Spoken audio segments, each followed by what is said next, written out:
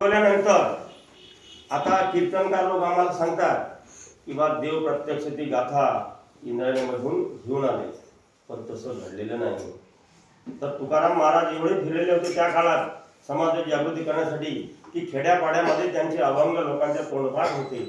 ते आमच्या संत जगनाडे महाराजांनी त्यांचे ते लिहून घेतले. ते लोक बोलायचे, ते लिहून घ्यायचे. अशा पद्धतीने गावोगाव जाऊन त्यांचे सर्व अभंग संकलित केले आणि मग पुन्हा त्यांची ती गाथा, तुकारामाची गाथा आपल्या समाजापर्यंत आणलेली आहे. आणि म्हणून या माणसाचं मोठं श्रेय आहे.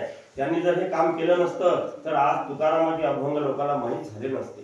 हे वास्तव आहे. आम्हाला वास्तव स्वीकारणं गरजेचं आहे. तर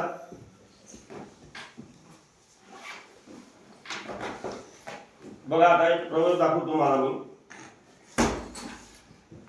त्या काड्या आहेत तिथं, तुम्हाला दिसतो ना मी? हो. हा, बघा, या दोन काड्या आहेत. तर कोणती काडी मोठी आहे कोण सांगेल? हात वर करा. काडी कोणती मोठी आहे सांग रे बेटा. उभा राहून सांग. उभी मोठी आहे. तू सांग रे. तू सांग बेटा, कोणती मोठी आहे काडी? हा हा. मॅडम, कोणती काडी मोठी आहे? उभी. सर, बघा, आता हात खाली करा. सर्वांनी सांगितलं उभी काडी मोठी आहे. आता ह्या काड्या कशा आहेत बघा. कशा आहेत काड्या? काड्या सारख्या आहेत. पण तुम्ही काय सांगितलं? उभी काडी मोठी आहे. आता याच्यावरती थोडी चर्चा करू आपण. माझा प्रश्न काय आला तुमच्याकडे? सांग बेटा, माझा प्रश्न काय होता? Very good. गाडी कोणती मोठी आहे? मग तुमच्या मेंदूमध्ये मोठी मोठी मोठी या दृष्टीनं विचार सुरू झाला आणि मग मेंदूनं डोळ्यांना आदेश दिला. कारण सर्व जे ज्ञान आहे, आपले 5 ज्ञानेंद्रिय कोण सांगेल? 5 ज्ञानेंद्रिय कोणते आहे सांगतो का मला तुम्ही? आपले 5 ज्ञानेंद्रिय आहे. कोण सांगेल? सांगा. सांग. त्वचा, डोळे, कान, नाक, तोंड, जीभ. हा, व्हेरी गुड. क्लॅप गो.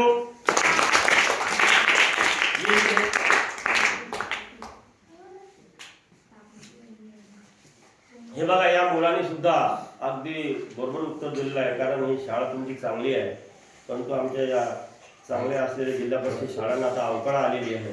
परंतु काही हरकत नाही, आमची लेकरं पुढे जाऊन हे प्रतिकांती होणारच आहे. ठीक आहे. तर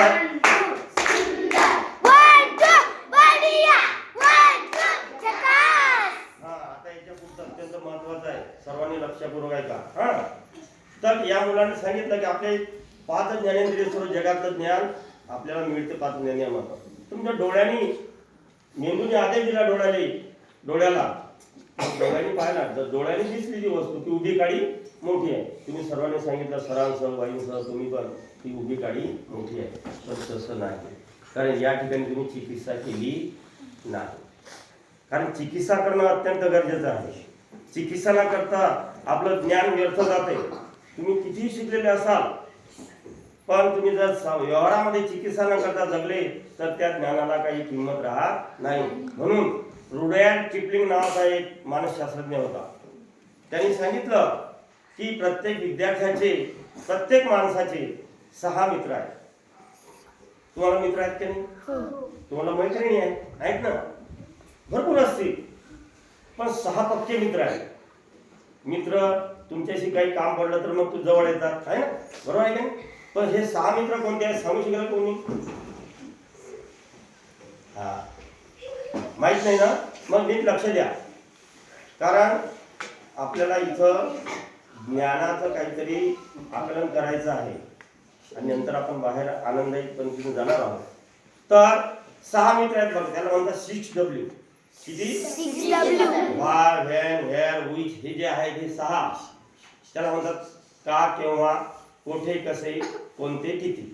माझ्यामध्ये म्हणा, का, केव्हा, कोठे, कसे, कोणते, किती. आता कोण सांगेल? सांगा बरं. सांग. कोणी सांगा ना. का, कसे, कोठे, कसे, कधी. अजून कोण सांगेल? सांगताय का? ठीक आहे, काही हरकत नाही. तर हे 6 मित्र आहेत. का केव्हा जोडायला, का केव्हा, कोठे कसे, कोणते किती. आता एखादी घटना घडली, मग ही घटना का घडली, केव्हा घडली, कुठं घडली, कशी घडली, हे 6 त्या घटनेला लावले मग त्यामधून सत्य बाहेर येते. काय बाहेर येते? सत्य. म्हणून हे सत्य शोधण्यासाठी महात्मा फुलेंनी पुण्यामध्ये सत्यशोधक समाज स्थापन केला होती. खरं काय आहे?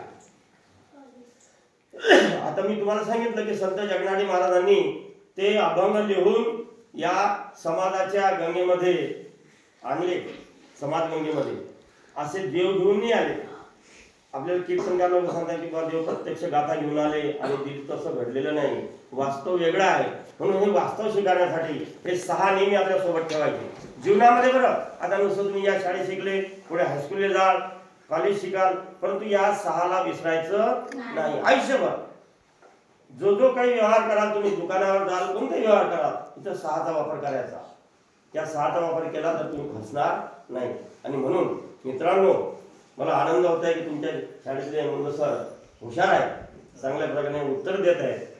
तर पुढचा जो भाग आहे की आपण रस माहित आहे तुम्हाला? कशाचा रस असतो? उसाचा, अजून आंब्याचा, अजून मोसंबी. हा, मोसंबीचा. हे रस आपण मस्त आवडीनं पितो, आहे का नाही? पण वेगळे 9 रस आहेत. किती रस आहे? 9 रस आहे. माहिती आहे तुम्हाला कोणकोणते 9 रस? तर ते जे 9 रस आहेत त्या 9 रसामध्ये तुम्हाला एक कृतीने करून दाखवलं. बघा, वाक्य आहे, एका बसीत 3 गुलाबजामुन होते. एक काळा, एक पिवळा आणि एक लाल. काळा, पिवळा आणि लाल. आता मी ते वाक्य म्हणतोय, बघा कोणता रस आहे. 3 गुलाबजामुन होते, एक काळा, एक पिवळा, एक लाल. काय झालं तुम्हाला? काय वाटलं? काय केलं? कोण बोललं? बोल, उभे राहा. हा, आता हा याला म्हणतात हास्यरस.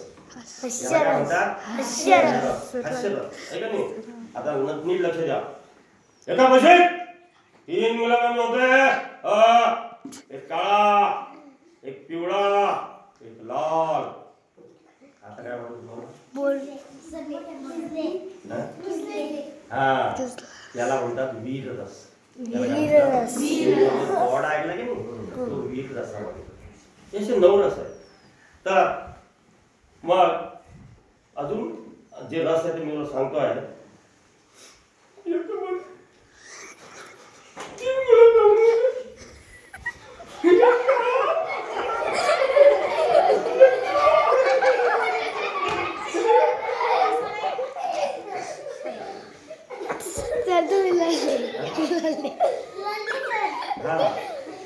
करून रस म्हणतो. याला कोणता रस म्हणतात? मजा येऊन राहिली ना? ठेवायचं का? बंद करायचं. चला पुन्हा एकदा. चला. तर हे आता पूर्ण 9 रस मी काही घेणार नाही, कारण आपल्याला बाकीचा कार्यक्रम घ्यायचा आहे. तर अशा पद्धतीनं माणसाच्या ज्या भावना व्यक्त होतात, आनंद असला की माणूस आनंदाने बोलते. एखादी व्यक्ती जर घरातली गेली तर सर्वांना दुःख होते, मग तो करुण रस असतो.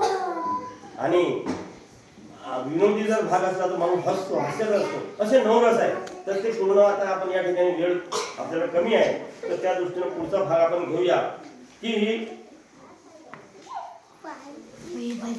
एक गीत आहे ते तुमच्या समोर आता घेऊया. बाकीचे ऍक्शन गीत आपण बाहेर घेऊया मग. तर बघा, माझ्या हाताला किती बोट आहेत? एका हाताला 5. बरोबर, तुमच्या हाताला 5 आहेत ना? 6 आहेत का कोणाला?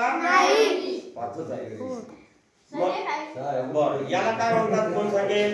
हात वर करा फक्त, हात वर करा.